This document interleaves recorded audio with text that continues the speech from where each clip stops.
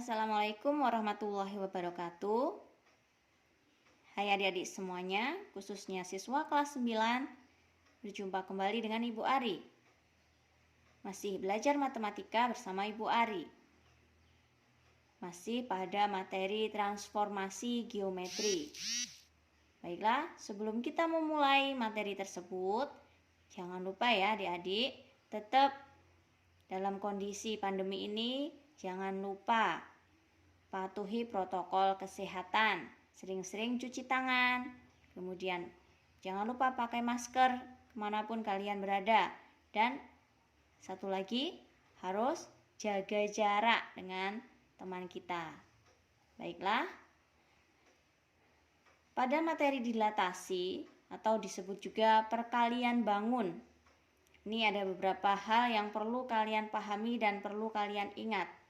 Untuk yang pertama, pada suatu dilatasi, setiap titik P pada suatu bidang dipetakan ke satu titik P aksen, sehingga OP aksen sama dengan K kali OP. Jadi bayangannya adalah tinggal dikali dengan K. Titik O disebut sebagai pusat dilatasi. K disebut faktor skala. Faktor skala. Titik pusat O, titik asal P, dan titik hasil P aksen terletak pada satu garis lurus. Yang berikutnya, dilatasi dengan pusat O dan faktor skala K ditulis dalam kurung O, K.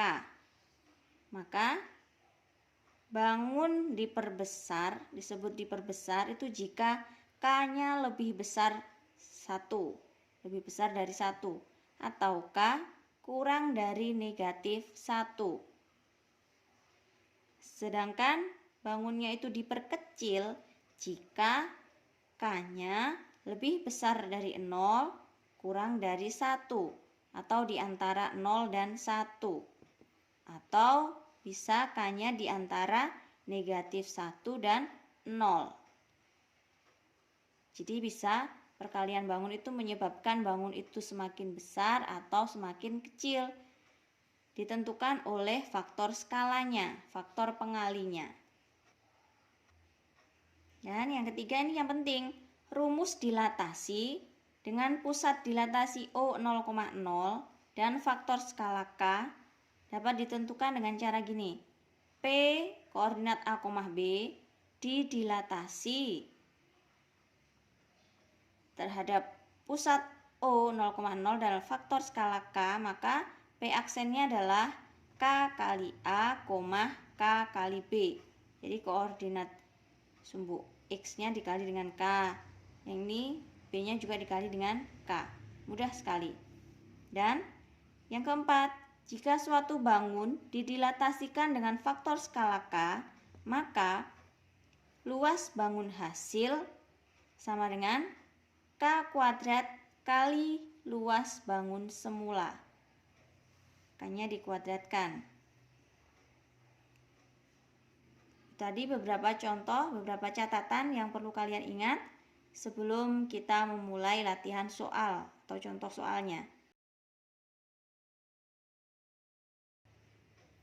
Contoh soal yang pertama, koordinat bayangan titik P 2,3 jika didilatasi dengan pusat O 0,0 dengan faktor skala 2 adalah titik-titik. P-nya, P tadi A, B ya. Kalau didilatasi dengan pusat O faktor skala K, maka P aksennya menjadi K kali A, K kali B.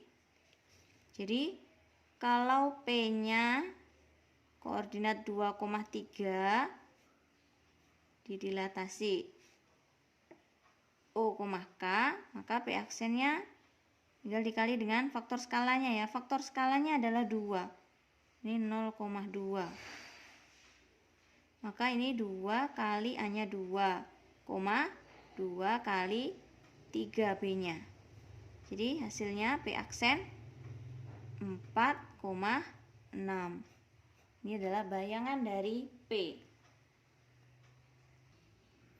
Contoh soal yang kedua, koordinat bayangan titik P negatif 1,5 jika didilatasi dengan pusat O 0,0 dengan faktor skala negatif 2 adalah titik-titik.